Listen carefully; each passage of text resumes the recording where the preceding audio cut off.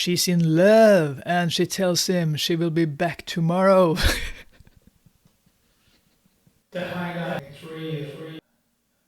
It all started when the king was young and he picked young boys to become his royal guards. There was one particular boy that he liked and he became also his lover, because it turns out that the king is gay. Then a princess arrives and the king is getting married, but first they must finish their new hit.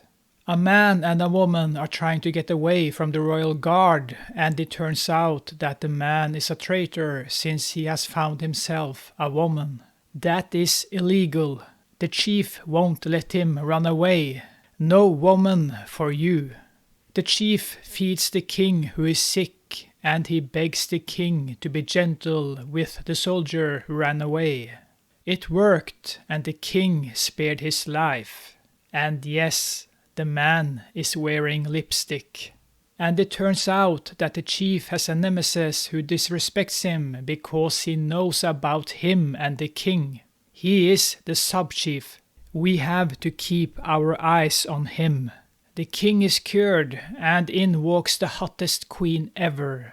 You feel there's a tension in the room. She tells the king that an envoy is coming, and they have the power over the kingdom since they represent the mighty emperor. The king needs an heir. She tells the king that he needs to make an effort to get an heir, but he's not interested in her. All he wants is his chief.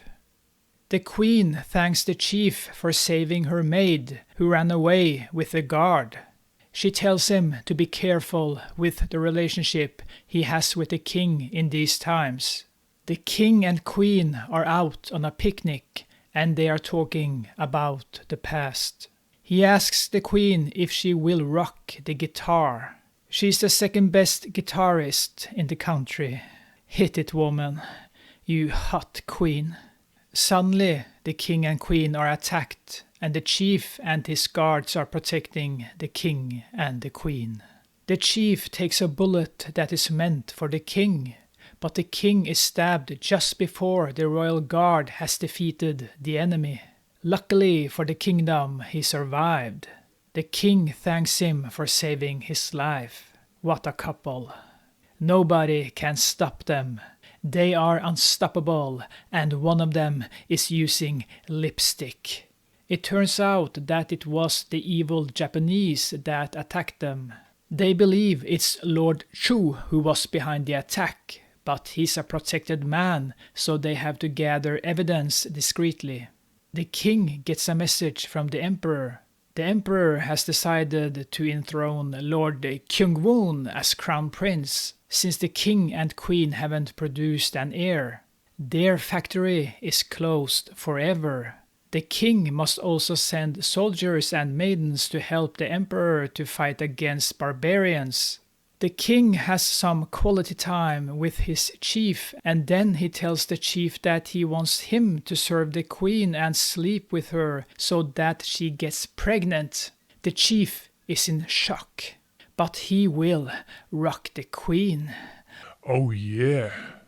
Then it's time for the chief and the beautiful queen to try out the king's plan. But it doesn't work the first time. They are so uncomfortable. The king asks him how it went, and the chief tells him the truth.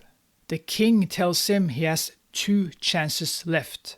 He must succeed. The chief and the beautiful queen are trying again, and this time they find a chemistry while the king is listening to them having fun. Let me tell you this, he wants to be the queen.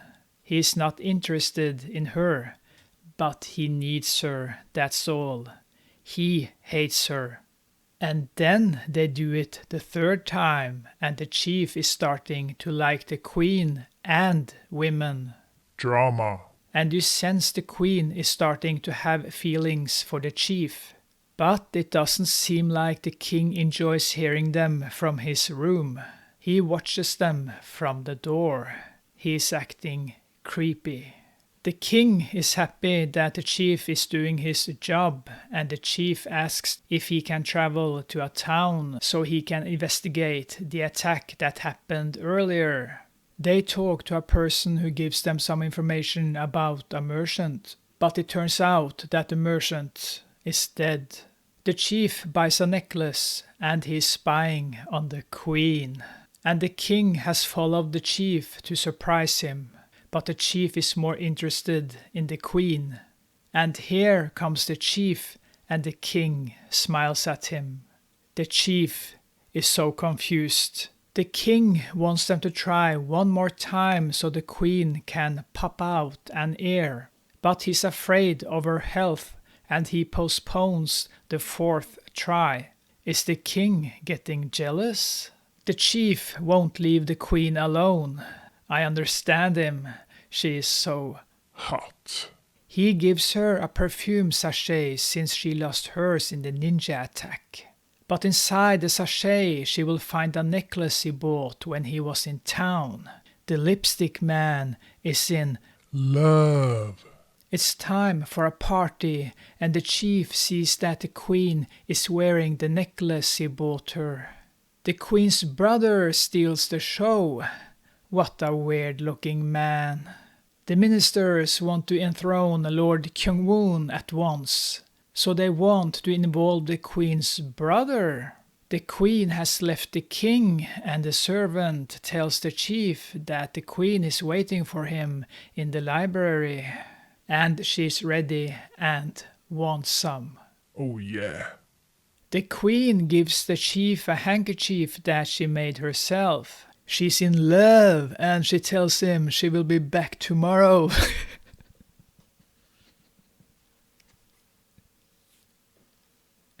She's in love, and she tells him she will be back tomorrow to get some more. And now the king rocks the palace. And to be honest, this song is cool and catchy.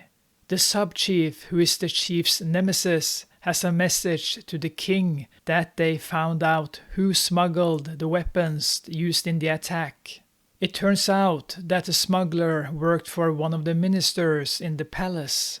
The chief has the traitors under surveillance, but he needs to please the queen. But he is too late this time. Works come first, and the day after she gives him the evil eye. She leaves the palace with her brother. The king has bought the chief a beautiful horse, and he wants his servants to find the chief. But the chief loves the queen too much, and they are having a great time while the king is sad and still waiting for the chief. The chief returns to the palace, and the king is waiting for him, and he is angry. The king asks him where he has been, and the chief tells him he read a book on military tactics in the library. What a liar! The king questions him about the book. Every question the chief answers is correct. The king wants to test out his combat skills. Time for a fight. The king wins easily. That's the reason he's the king. The guard tells the chief that the traitors have gathered at a temple, and the queen's brother is with them. The queen's brother signs the paper they're going to give to the emperor. The chief surprises the man who is the courier, and he tries to escape.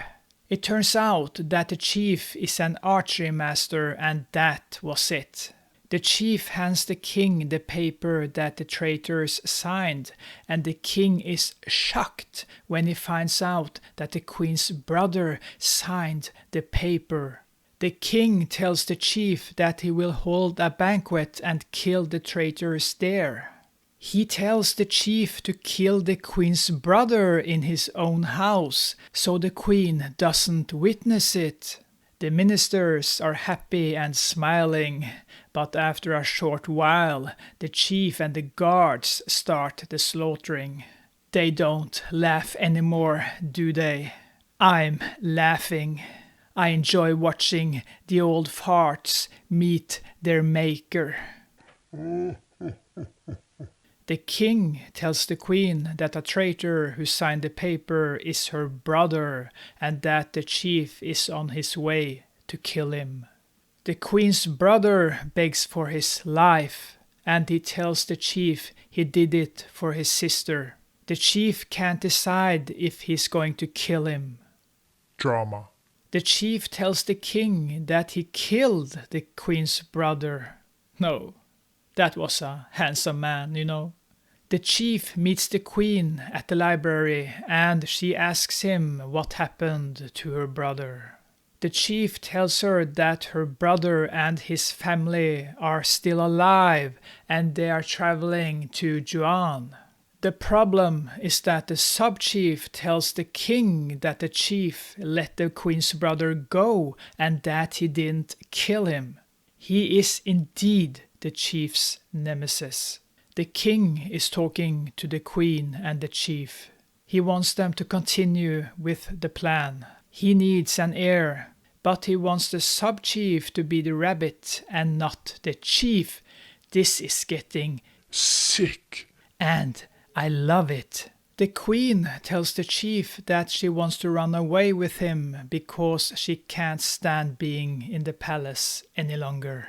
But the chief tells her no. He is still loyal to the king. The chief tells the king that he wants to die and that he has betrayed the king and he takes full responsibility for his actions. So the chief refuses to move. The queen is depressed and she tried to end her life.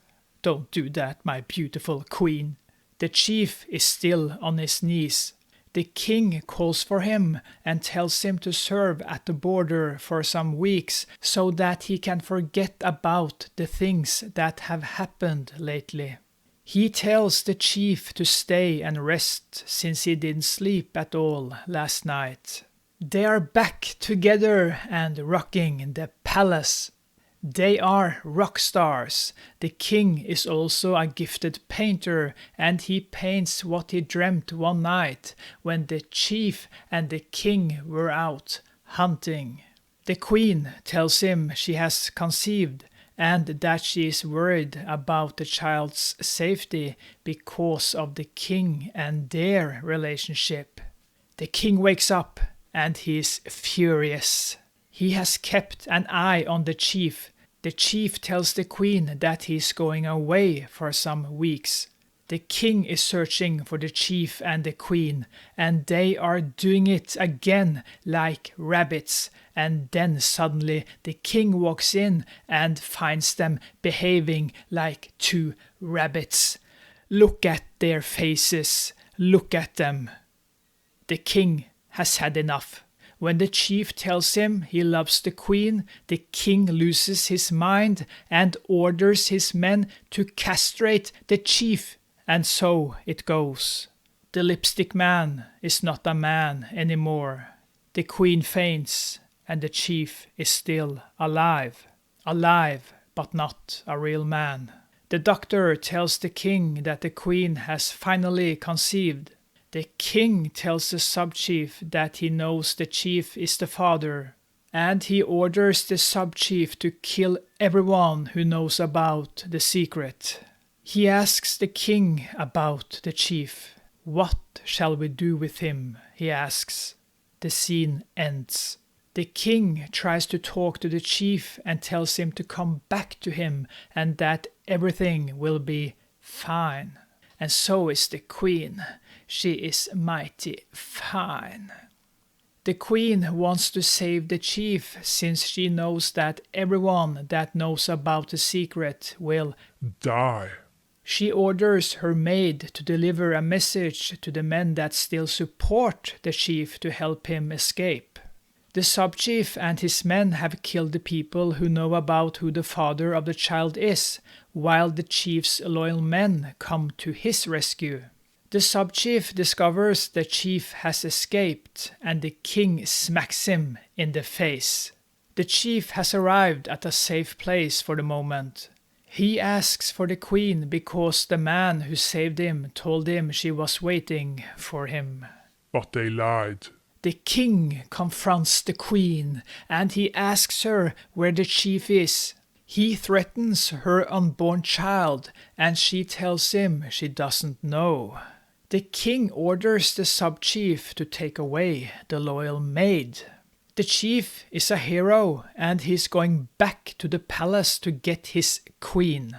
But after riding for a while, he stops and returns. When he comes back, he finds his men are gone, and it turns out that the king has captured them, and he is torturing them in his torture dungeon. The chief returns to the palace, and there's a lot of commotion nearby, so he goes out to check it out. There are several severed heads on stakes, and one of them is a woman who has the queen's necklace. He believes the queen is Dead. She looks like the queen.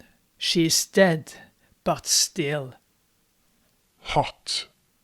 The king holds a banquet for the soldiers who have returned from Juan, and the chief disguises himself as a soldier, but it turns out that the queen is alive. Thank God, she is so Hot. The king has become an evil man who has set a trap for the chief. The queen tells the sub-chief that he is the only one left, and he will be the next one the king kills. Will she get into his mind? She gives him a hard stare, and she tells him to kill the king. Now it's time. The chief is killing the guards. The sub-chief tells the men the truth, so what will he do? The chief is inside the palace, and the king hears him. A soldier tells the sub-chief that the chief is inside the palace. The chief opens up the door to the king's room while the king is waiting for him. He tells the king that he has come to kill him. The king asks him to sit beside him, but No. I am going to kill you. The king is in shock. The chief still believes that the queen is Dead. He tells the king to stand up. It's time for the last fight. This time the chief doesn't hold back, and the king is struggling. But now the king is angry. The chief destroyed his beautiful painting. Outside the palace, the soldiers are still partying, but someone hits the drum and starts rocking. It's the alarm. The king and the chief are evenly matched, and now comes the guards. And the king tells them to stay away, or he will kill them. Now the king has the advantage. The chief is getting tired. Remember, the king castrated the man. He is having a hard time at the moment. Well, it's a difficult time for him. That's a better word than hard. The king gives him one more chance. He tells the chief to drop his sword and he will let him live. But the chief tells him to finish him. The chief's sword breaks in two and the king stabs the chief in the chest. The chief drew the shortest sword, and that was the second time he lost. The king asks him if the chief ever truly loved him, and the chief says, No. Not even once. The king hesitates, and the chief leans forward while the king's sword is penetrating him and goes through him, while he takes his broken sword and stabs the king in the stomach. The king is down. The sub-chief is just standing there and looking at the chaos. The chief takes the king's sword and looks at the sub-chief, who pulls out his sword. The chief is walking towards the sub-chief, but the sub-chief stabs him in the stomach. The chief hits the floor, and he lies there, slowly dying. Even if the man is wearing lipstick, he he went out with style and honor. The king is dead, but the chief is hanging on, and here comes the queen. The soldiers are holding the queen, and the sub-chief tells them to take her away. How dare he? The chief hasn't died yet. What a man! He looks at the dead king, and there the chief also died.